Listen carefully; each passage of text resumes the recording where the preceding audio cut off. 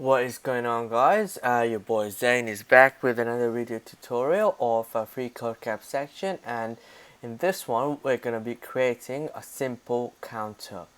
Alright, so you can design a more complex stateful component by combining the concept we've covered so far.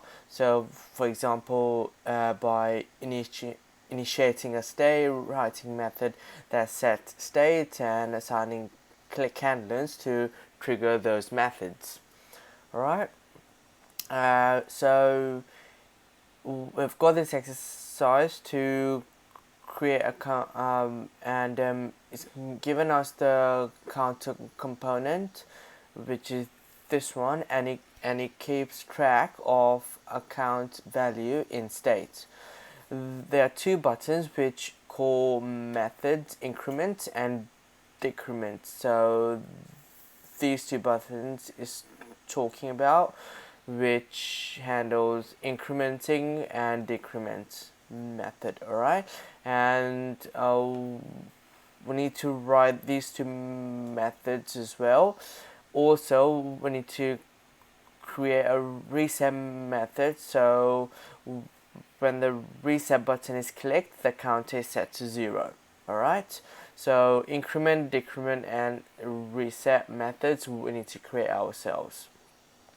And also make sure you don't modify the class names of the buttons, and also to add necessary bindings for the newly created methods in the constructor.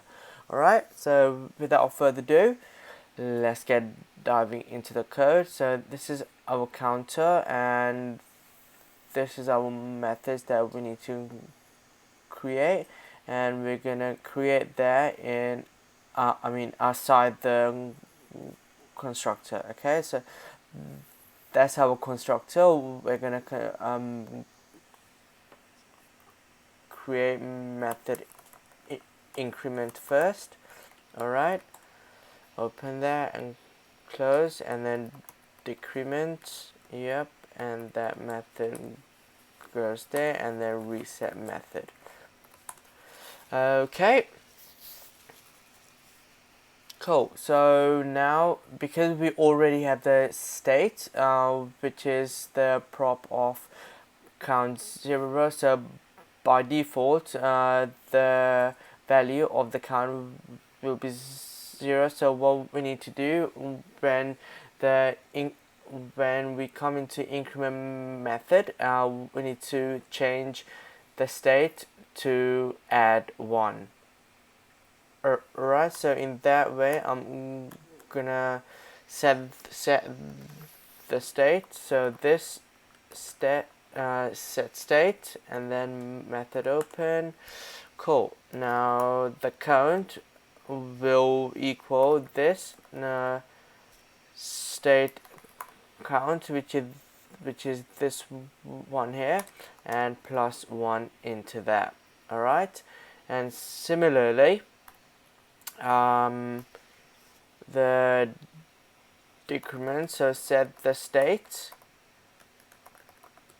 Alright, and in a method count, and set the state count to plus -1. Yeah.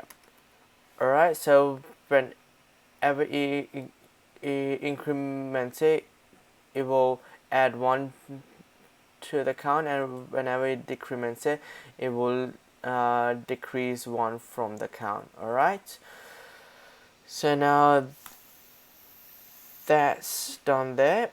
Now we need to implement the reset one, so I'll just clean code as well. Alright, perfect. So in this one we're simply gonna reset the counter prompt, the counter prop to 0, like this. Alright, and so at the moment it won't work. Why? Is because we haven't really binded it to our buttons yet. Okay, so we need to do that first.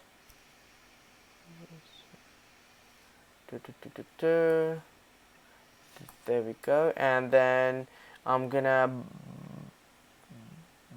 bind the methods in the constructor here, okay, to the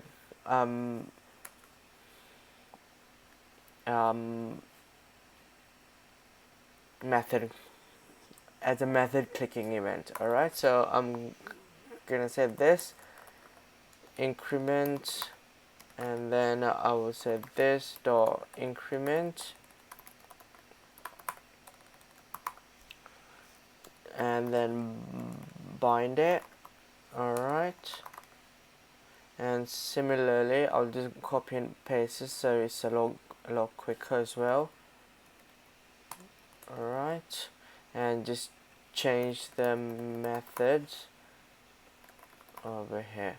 Alright, that's all. So we have done that. All the methods have been implemented, and now if we increment, it should turn to 1, 2, 3, 4, 5, and then if we decrement it, it will come to 4, 3, 2, 1.